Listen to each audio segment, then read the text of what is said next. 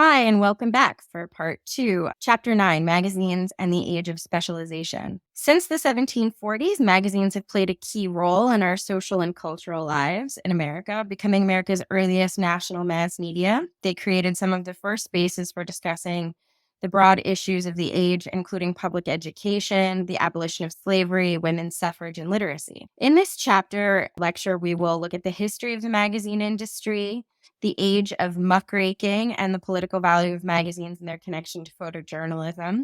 We'll look at the rise and fall of the general interest magazines and consider how magazines have specialized in order to survive in fragmented and converged markets. And we'll investigate the organization and economics of magazines and their function in a democracy. And finally, we'll look at alternatives to market magazines like zines that have presented different voices. What is a magazine? So a magazine is a collection of articles, stories, and advertisements appearing in non-daily periodicals. So they were typically published on weekly or monthly schedules and in smaller formats than newspapers of the day, which were still quite large broadsheets.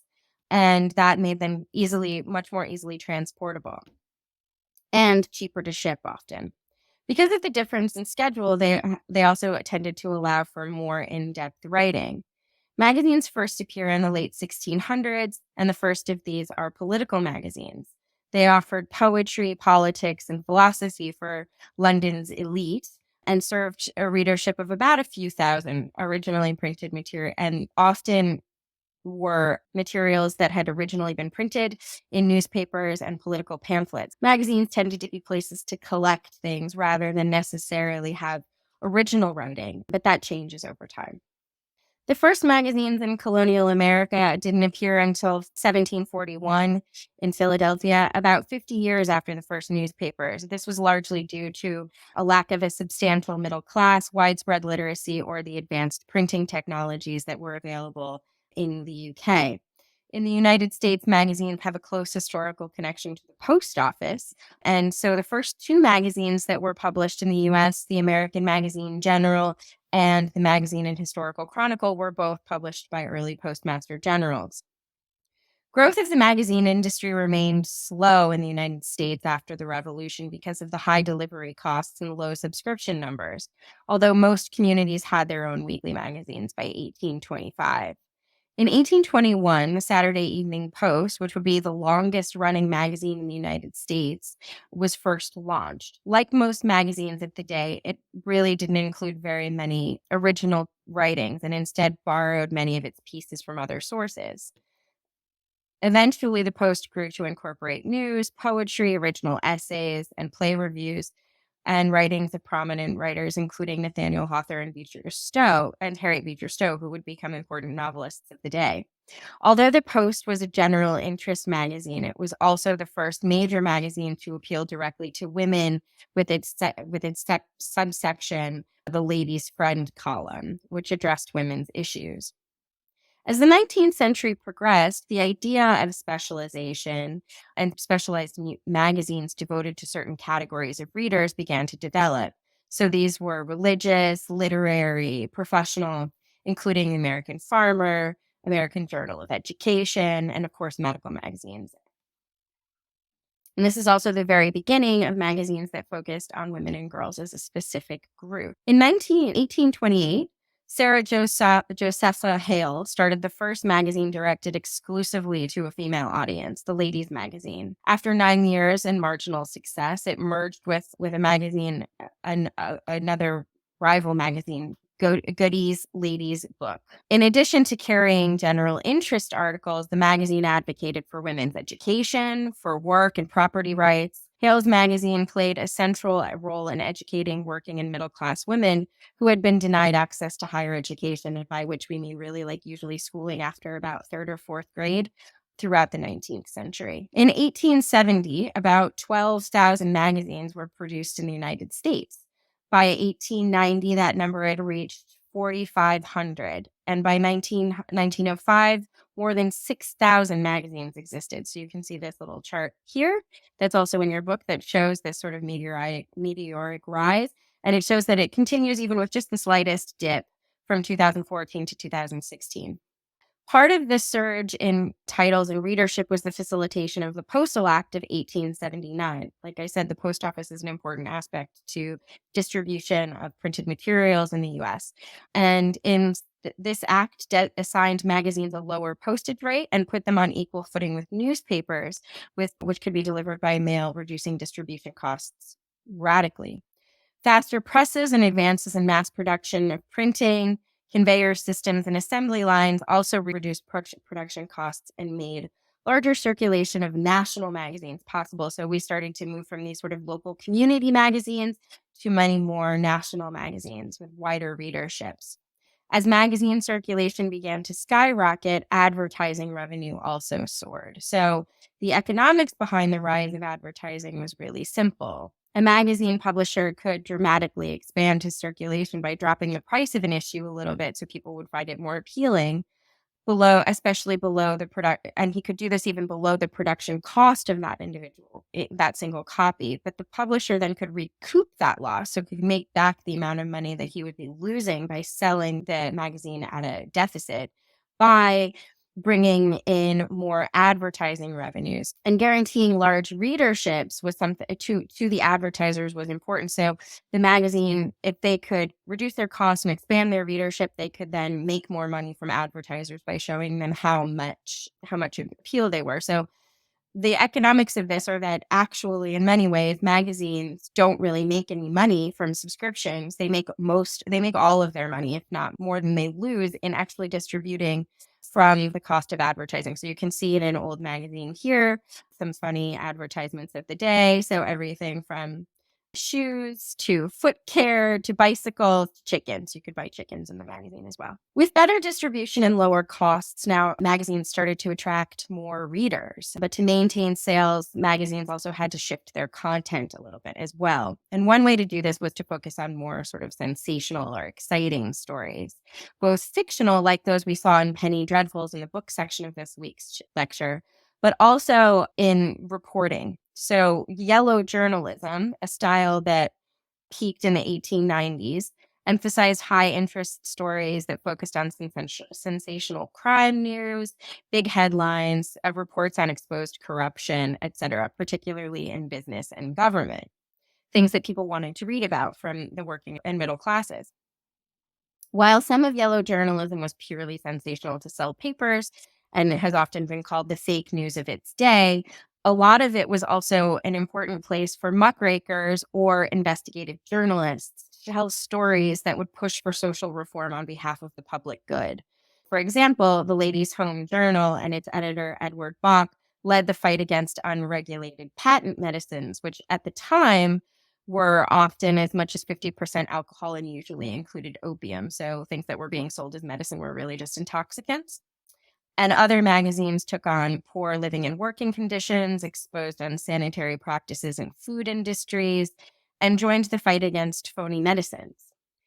And we'll talk a little bit more about yellow journalism and muckraking when we talk next week about newspapers, and then again the week that we have on public relations. But it's important to note that yellow journalism was really critical in being able to force policy change. So a book like The Jungle, which appeared serialized in magazines as well, was covering the poor working conditions and also the really unsanitary practices of meat production at the time. And this led to the Meat Inspection Act and a lot of other things that were really important for improving the working lives of people. The heyday of the muckraking era lasted until the mid-19 teens, when America was drawn into World War I. After the war and through the 1950s, general interest magazines were the most prominent publications, even more than specialized, offering occasional investigative articles, but also covering a wide array of topics aimed at broad national audience. A key aspect of these magazines was photojournalism and the use of photos to document the rhythms of daily life and radical changes that were happening around the country. It wasn't until the 1890s that magazines and newspapers even possessed the technology to reproduce photos in print media. But once they did, photojournalism became an important way to not only inform people of what was going on, but was to be sure that they could see the events that they were reading about. Photojournalism in America developed in part under the Works Progress Administration, or the WPA, The WPA was a government initiative to keep people working during the Great Depression, when much of private industry was laying people off to save money, and people who were freelance workers like photographers and things like that were even more out of work. In addition to building infrastructure and employing teachers and things like that, the WPA also funded artists, writers, and importantly for our discussion, documentary photographers. The image on the left was taken by Dorothea Lange, a WPA photographer, in a series she did on migrant workers during the Depression, and it became one of the most famous photographs in American photojournalist history. Photojournalism has been of critical importance for not only documenting upheaval, but pushing for social change, including the civil rights movement in the 1950s and 60s, the anti-war movements of the 1960s and 70s, and now for activists of the movement for Black Lives and documentations of the effects of American occupation of Afghanistan and numerous other concerns. While our book suggests that concerns over manipulation of truth in images has only become a concern in the age of digital manipulation like Photoshop, it's important to remember that photography has been manipulated since it was invented in different ways. And people have always used this fact to argue against the truth of an image when they disagree with what it's trying to say. It was staged or manipulated, or the people were actors, are very common refrains not only in our day, but all the way back to the beginning of photography. The ease of high quality photographic reproduction gave general interest magazines a visual advantage over radio, which was at the time the most popular medium of the day. In 1920, about 55 magazines fit the general interest category, but by 1946, more than 100 magazines competed with radio networks for a national audience. The most significant of these was the Saturday Evening Post, Reader's Digest, Time, and Life. Your book goes into great detail on these, so I won't here, but it's worth reading about them. The decline of the weekly general interest magazine, which is important for us, that had dominated the industry for 30 years, began in the 1950s. Although Reader's Digest and women's supermarket magazines were not greatly affected by television, other general interest magazines were. The Saturday Evening Post folded in 1969, Look in 71, and Life in 1972. And these were at the height of more specialized magazines, but also the expansion of news broadcasting through television. So people were able to get their information in different ways. First, to maintain these high circulation numbers, publishers were selling magazines for less than the cost of production, and the national advertising revenue pie that had helped make up that difference in the past that we talked about was now having to be shared with network television, and magazine places were getting smaller. So it cost more to have a single full-page ad in Life than it did to buy a minute of an ad during the evening news. And for advertisers, television advertising seemed to be more lucrative, so they decided to spend their revenue that way. National advertisers were forced to choose between the two, and in the 1960s and 70s, television always seemed to be the better choice with a broader audience. Magazines traded their mass audiences with the death of general interest magazines for smaller, discrete audiences that could be guaranteed to advertisers. So magazines are now divided by advertiser type. So consumer magazines carry a host of general consumer product ads. Business or trade magazines would include ads for products and services for various occupational groups. And then farm magazines would include ads for agricultural products and farming. Another way magazines are divided is by target demographics. In addition to grouping magazines by advertising style, we also think about who the consumers are and what styles and interests they might have. So target audiences can include groups divided by gender, by age, by ethnic group or minority, and by an interest area such as entertainment, sports, literature, or tabloids. Specialized magazines often traffic in stereotypical ideas of gender, with women's magazines promoting unattainable goals of youth and beauty, facilitated by ad revenue for companies that are selling products designed to appeal to and create insecurities that the products themselves then supposedly address. We'll look at this in greater depth when we look at the concept of cultural imperialism, which we also talked about briefly in the book section. And increasingly, men's magazines are similarly constructed around unattainable ideals of masculinity that advertisers use to sell products. In the age of specialization, magazines further delineated readers along ever narrowing lines, including age, catering increasingly to very young readers or very old readers, groups that tended to be ignored by other mass media sites like television. And we can see here that at this moment, that in 2017, the largest still existing magazine sales are coming from two magazines that are both targeted at the organization of retired persons. So the RP, American Organization of Retired Persons, is an organizational membership structure. Linking a magazine subscription to organizational memberships helps ensure audience loyalty to the magazine in the face of many competing media options. So we see here we have not only AARP, but Costco Connection and Game Informer for pro membership card at GameStop stores. A AAA, which is related to an automobile organization, etc. Advertising and sales have long been connected to the magazine, as we've seen. They dictate a lot of how magazines function. The first magazines in the 17th century in France were packaged in the form of bookseller catalogs and notices that book publishers inserted into magazines. So the word magazine, in fact, actually derives from the French magasin, meaning storehouse. So it is deeply connected to the notion of catalog. A Magalog is a promotional copy of a magazine sponsored by advertisers, usually in 12-page catalog format, and the name is a portmanteau of magazine and catalog. The Magalog often works to introduce a reader to another magazine while also advertising products that branch the lifestyle from one magazine to another. In this case, this is a Magalog for O magazine that would have appeared in another magazine that would have been published by a publisher owning both of those magazines as a way to introduce one readership to another magazine.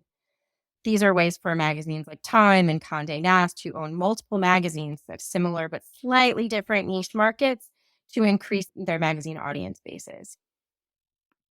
And you can see here that, like many other things we've talked about in digital technology, the conglomeration of publishing houses has gotten really extreme. So Condé Nast owns all of these, among many others. So Vogue, Glamour, GQ, Traveler, Tatler, House and Garden, GQ Style, Brides Magazine, World of Interiors, Vanity Fair. And some of these seem to be direct competitors, but in fact actually are all still benefiting from the same audience group. So while Vogue and Vanity Fair might appear to be magazines that would be competing, because they're both owned by Condé Nast, purchases of either actually still support the same publishing house conglomerate. Given the costs of paper, printing, and postage, and the comparative flexibility of the web, mobile devices, and social media, magazines are increasingly being distributed across multiple digital formats rather than being focused primarily on print. Although the magazine industry's platforms for reaching its audience might be changing rapidly, its total monthly brand audiences are actually increasing from 1.55 billion to 1.74 billion from 2014 to 2018. So the industry is extremely healthy in part because of its ability to shift into digital formats, which is also likely well suited to the advertising models that we see on social media and other forms of digital media. As an industry, magazine publishing, like advertising and public relations, has played a role in transforming the United States from a producer society to a consumer society.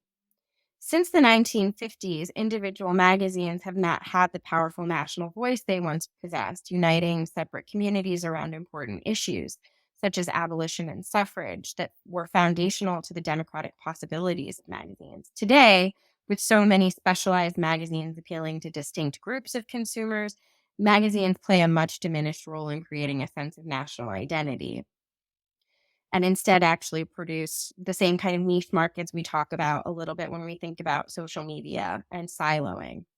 Contemporary commercial magazines provide essential information about politics, society, and culture, still helping us think through ourselves as participants in democracy. Unfortunately, though, these magazines have often identified their readers as consumers first and citizens second. And so in the same way that we see problems with social media being motivated primarily about getting a number of eyeballs on something, this is similarly the case with magazines. There's less of an interest in producing a sense of civic connection than there is in maintaining control over sales. At the same time, magazines have arguably had more freedom than other media to encourage and participate in democratic debates. We've seen this in recent years where formerly dismissed as girls' magazines concerned with beauty, like Teen Vogue and Cosmo, have both emerged as critical political voices. As we have seen in with social media and other forms of media, magazines both offer information and platforms for debate while also problematically yielding to the interests of advertising corporations. And that's something we're going to see across all forms of media is this tension that we exist in the United States of a free press, but also a free press that's dictated by the market. Even in the face of this advertiser controlled market of magazines, there are still potentials for alternative voices. We'll start with zines. Zines are hard to define. It's most commonly a small circulation publication of original and appropriated texts, typically mixed together in images. So, just like the history of magazines, it's some original and some reproduced. But more broadly, the term tends to encompass any self-published unique work of minority interest, usually produced by a photocopier historically, but we'll talk more about the digitization of them now too. Most definitions of zines include the fact that there's also not funded by advertisers, although this is more of a this is more of a guideline than a hard and fast rule. Kanye West recently produced a zine, which I think actually had some advertising in it, not surprisingly. Often zines are connected to subcultures or countercultures and political movements like punk or feminism or the current mutual aid communities that have arisen in recent years, and specific demographic groups. These have permitted groups to communicate with each other and share resources or content that the mainstream media does not find profitable. Some have argued, so in the proliferation of e-publishing, there's a number of zines that have sprung up that are digitally based. And if anyone's interested, I'm happy to share some resources on those. I find them pretty great.